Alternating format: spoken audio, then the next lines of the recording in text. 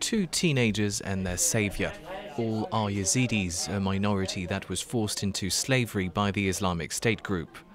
Like them, all the men, women and children in this room were rescued by the same man, Idris Kocho. He works for the local government in Iraqi Kurdistan. His mission to track down missing Yazidis. He saved me from torture and physical abuse. I don't have to fight for jihadists anymore. These women were raped and turned into sex slaves by Islamist militants. Many are still in severe shock. He helped us. We were very lucky. But there are many girls and women who are still held captive. This morning I received a message from 3 women. They were begging for help. The government or the army can't do anything for them. It all happens through WhatsApp and Facebook. That's the only way.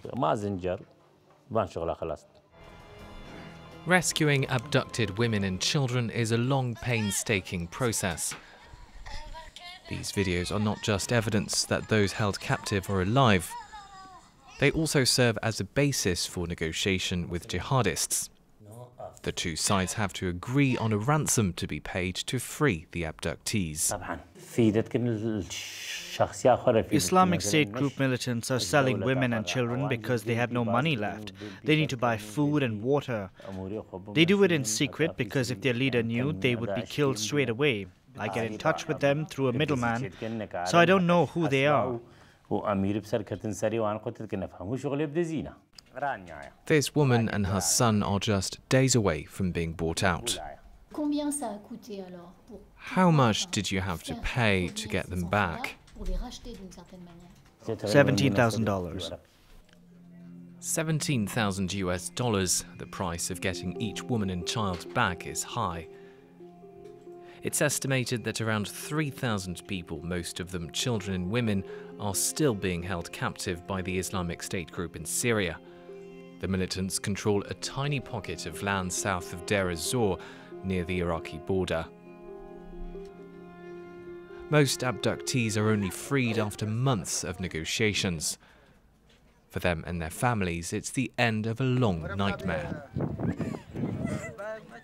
Others aren't as lucky. This little boy has been held captive for 4 years. He's being held by a man called Abu Sahad ad-Dib. He's a Saudi. I refused to pay the ransom. They asked for $60,000, so I said no.